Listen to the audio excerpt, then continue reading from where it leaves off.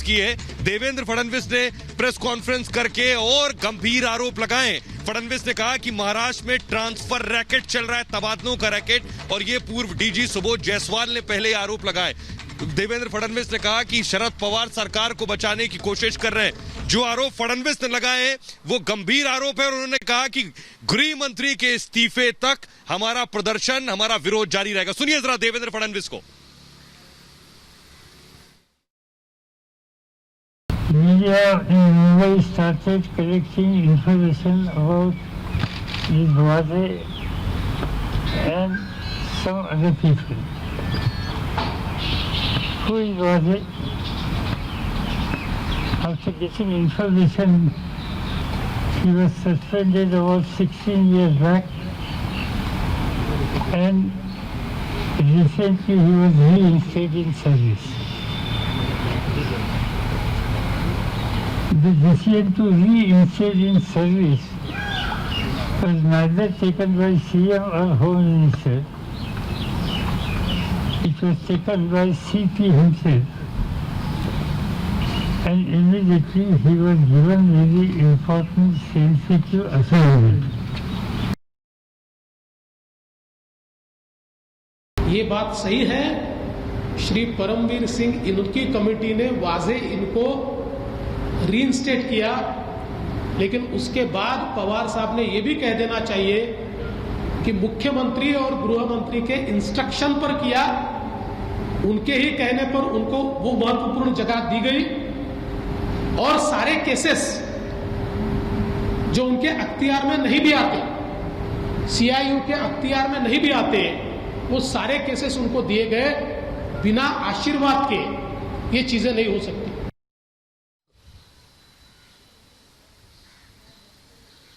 और हमारे साथ सलोनी जुड़ रही है सीधे शरद पवार के घर से, बरखा हमारे साथ जुड़ रही है सचिन वाजे के घर के बाहर से, सत्यप्रकाश मुख्यमंत्री की आवाज से जुड़ रहे हैं हमारे साथ, और हमारे साथ पीयूष अभी जुड़ रहे हैं ठाणे कोर्ट से। इस मामले में एक और बड़ी अपडेट दे दें कि आज एटीएस ने 2 लोगों को गिरफ्तार किया है। इसमें एक विनायक शिंदे है जो कि कांस्टेबल है, और इसके अलावा एक और बुकी है जिसे गिरफ्तार किया है मनसुख हिरेन की हत्या के मामले में। फौरन अपडेट पीयूष से ले लें, उसके बाद आपके पास आते हैं। पीयूष जरा बताइए 2 लोगों को जिनको गिरफ्तार किया है, ये कौन लोग हैं और इनका ताल्लुक मनसुख हिरेन की मौत से कैसे है?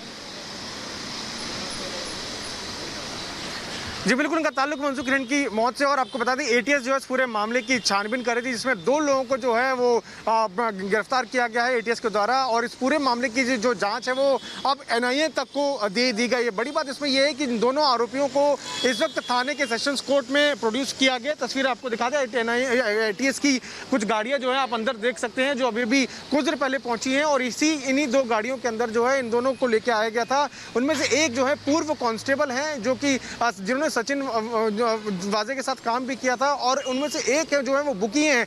एक के ऊपर यह आरोप है कि लगभग 5 सिम कार्ड्स खरीदकर जो है वो सचिन वाजे जो मेन एक्यूज हैं उनको दिया गया, और इनको गिरफ्तार किया गया है एटीएस के द्वारा। और इस वक्त हम आपको बता दें थाने सेशंस कोर्ट में जो है डिस्ट्रिक्ट कोर्ट में उनको यहाँ पे प्रोड्यूस किया गया है। अभी कुछ देर बाद जो है पता चलेगा कि किस तरह की कार्रवाई हुई, लेकिन बड़ी बात यह है कि यहाँ पर इन दोनों आरोपियों को लेकर आया जा चुका है, और इस वक्त जो है उनको प्रोड्यूस किया जा चुका है। और पता चलेगा कि आपको बड़ी बात इसमें यह भी है कि एटीएस जो है वो मांग कर रही है कि रिमांड मिले इन दोनों आरोपियों की। जब यहाँ पे आए थे तो उनका मुंह ढका हुआ था। तस्वीरें हमने जरूर अपने दर्शकों को दिखाने की उस वक्त कोशिश की थी, लेकिन इस वक्त की बड़ी खबर यह है कि एटीएस जो है इन दोनों आरोपियों को यहाँ पे लेके आ चुकी है, और कार्रवाई जो है इस पूरे मामले की चल रही है। जी सोहेल।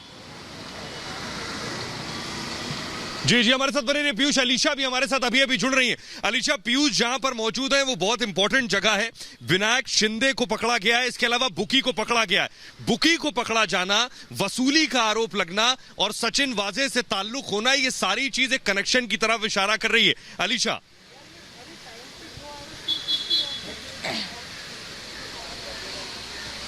देखिए बिल्कुल सोहेल, हमने देखा कि एटीएस की जो प्रेस नोट थी उस पर साफ तौर पर बताया गया है कि जो दो गिरफ्तारी मनसुख हिरेन डेथ केस पर जहां 2 गिरफ्तारी की गई है, जिसमें से एक बुकी है और एक कांस्टेबल। ये कांस्टेबल वही है जो कि कन्विक्टेड, जो एक तरफ लखन भैया केस को लेकर जो कन्विक्टेड है, उन्हीं की ओर से जो है विनायक शिंदे को अब महाराष्ट्र एटीएस की ओर से गिरफ्तार किया गया था। और अब इनके आरोप को देखा जाए, क्योंकि जो बुकी नरेश अधरे करके जिनको गिरफ्तार किया है, उससे पता चला है कि सचिन वाजे को इसी केस को लेकर 5 सिम कार्ड जो है, सचिन वाजे और दूसरा आरोपी जो है, उन दोनों को 5 सिम कार्ड दिए गए थे, ये इस तरीके के प्रोवाइड किए गए थे।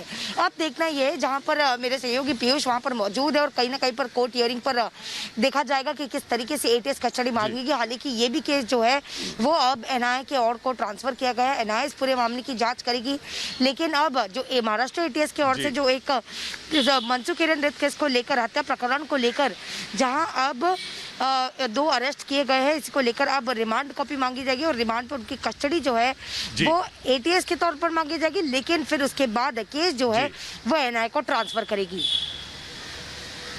जी, यानी अलीशा आपको रोक रहा हूं, यानी ये जो 2 गिरफ्तारियां हुई हैं, ये 2 गिरफ्तारियां, इनसे पूछताछ के बाद हो सकता है ये बात साफ हो कि मनसुख हिरेन की मौत कैसे हुई, मनसुख हिरेन की हत्या हुई तो किसने की, क्या इन लोगों की संलिप्तता इसमें, इन्हें ठाणे कोर्ट में अभी पेश किया जाना है और संभव है एटीएस इन्हें एनआईए को सौंपे। हमारे साथ सीधे बरखा मौजूद है, जो खुद सचिन वाजे के घर के बाहर मौजूद है। बरखा, क्या जानकारी वहां से मिल रही है? एनआईए इससे पहले कई बार आई है सचिन वाजे के घर, क्या इंफॉर्मेशन, क्या अपडेट आपके पास है वहां से? सोहेल, देखिए कल एनआईए की टीम यहाँ पर पहुंची थी, करीब 1.5 घंटों तक मौजूद रही, जांच पड़ताल जो है सब की गई थी।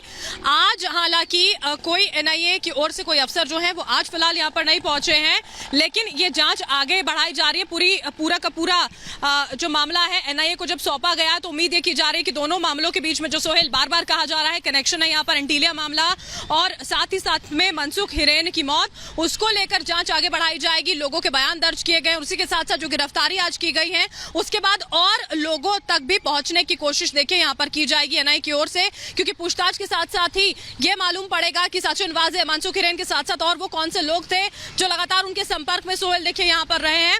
उम्मीद यहाँ पर ये की जा रही है कि आगे आने वाले वक्त में जैसे जैसे जांच का दायरा जो है वो एनआईए की ओर से दोनों ही मामलों में बढ़ाया जाता है, एंटीलिया मामला और मनसुख हिरेन की मौत का मामला, तो बहुत सारी ऐसी चीजें हैं सोहेल जो निकलकर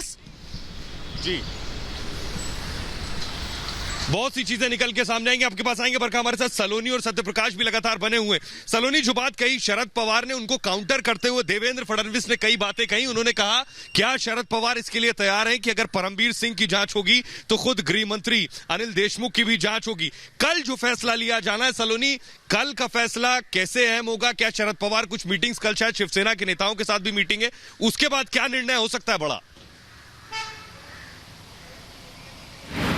देखिए सोहेल, जो बात हुई है, शरद पवार ने जो अपनी प्रेस कॉन्फ्रेंस में मुख्यतः बात कही है, वो उनका ये कहना है कि अनिल देशमुख को भी वो सुनेंगे और उसके बाद शिवसेना के नेताओं के साथ बैठक होगी और उसके बाद ही फैसला होगा। उन्होंने कहा कि इस पूरे मामले पर मुख्यमंत्री को पूरा हक है कि वो इस मामले में अपने कदम उठाएं। वहीं पूरी तरह से डिफेंड करते देखिए सोहेल नजर आए शरद पवार अनिल देशमुख को। उनका ये कहना था कि ये जो आरोप परमबीर सिंह ने लगाए हैं वो पहले क्यों नहीं लगाए गए? जब उन्हें डीजी होमगार्ड बनाया गया तभी ये आरोप क्यों लगाए गए? पहले क्यों नहीं सवाल खड़े किए गए? तो शरद पवार साफ तौर पर देखिए कोशिश यही कर रहे थे कि वो समझाएं कि अनिल देशमुख का इससे कोई लेना देना नहीं। जब उनसे रिपब्लिक ने खास तौर पर ये सवाल पूछा कि ये घूम फिर कर सारी कड़ियां सरकार पर क्यों आ रही हैं, जब सचिन वाजे की बात होती है वो शिवसेना से जुड़े हुए बताए जाते हैं, अनिल देशमुख को लेकर परमबीर सिंह आरोप लगाते हैं, तो उनका कहना था कि नहीं ये अभी जांच के दायरे में, इस पर मैं कुछ नहीं कहूंगा। उन्होंने इस पर कहने से अपने आप को रोका।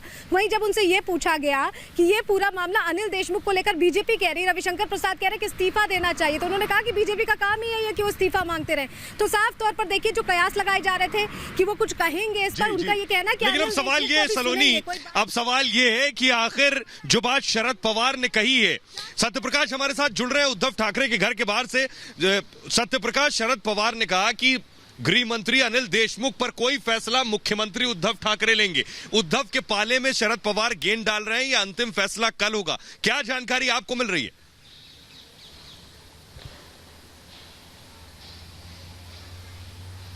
बचाव किया, लेकिन सरकार को लेकर कहीं कहीं साफ तौर से कहा है कि सरकार को 5 साल तक दिक्कत नहीं है।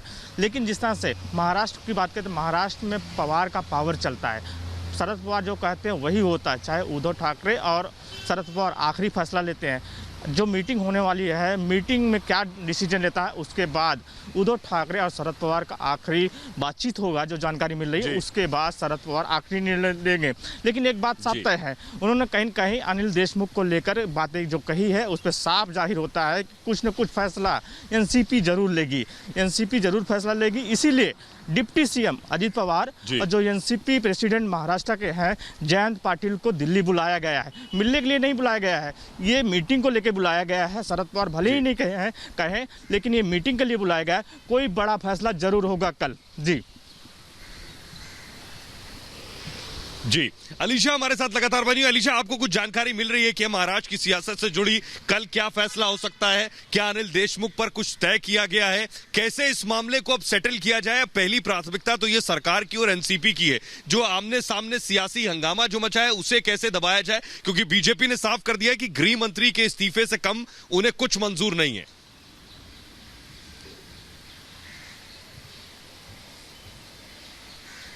देखिए, पहली बात तो परमवीर सिंह के जिस तरीके से लेटर में खुद गृह मंत्री के ओर पर जो आरोप लगाया गया है, इस पर अब कहीं ना कहीं ये जरूर है कि एक तरफ शरद पवार की ओर से अब डैमेज कंट्रोल को लेकर किस तरीके से किया जाए, क्योंकि पार्टी पर लेकर न कि सिर्फ पार्टी पर, अब पूरे महाराष्ट्र सरकार के ऊपर काफी सवाल उठ रहे हैं। और ये देखा जाएगा कि अब क्या गृह मंत्री का पद अनिल देशमुख के पास रहेगा नहीं। हालांकि शरद पवार ने ये साफ कह दिया है कि इसको लेकर जो डिसीजन है वो खुद मुख्यमंत्री लेंगे, उनका ये अधिकार है। और खास तौर पर अनिल देशमुख पर पूरा अधिकार है कि वो अपना पक्ष भी जो है वो सामने रखे।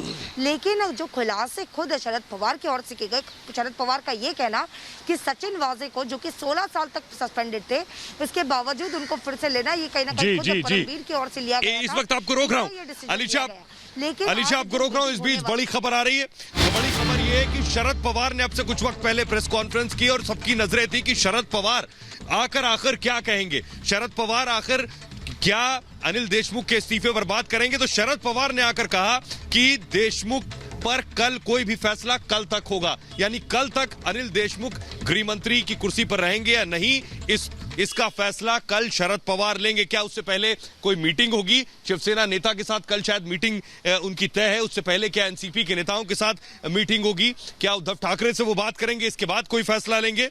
सुनिए जरा क्या कुछ कहा शरद पवार ने।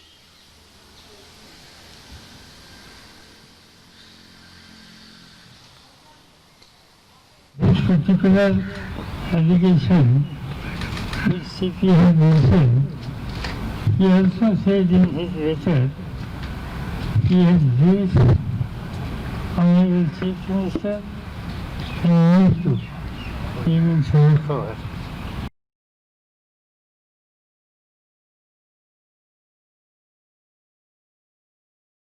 जहाँ तक लेबर पार्टी के स्टेट प्रेसिडेंट, वहाँ तक मेरे लेजिस्लेटिव पार्टी के नेता, इन सबों के साथ हम कल बैठकर बात कर सकते हैं। कोई भी अल्टरनेटिव मुझे मालूम है जो कुछ निकलेगा, उस लाइन पर हम आगे जा सकते हैं।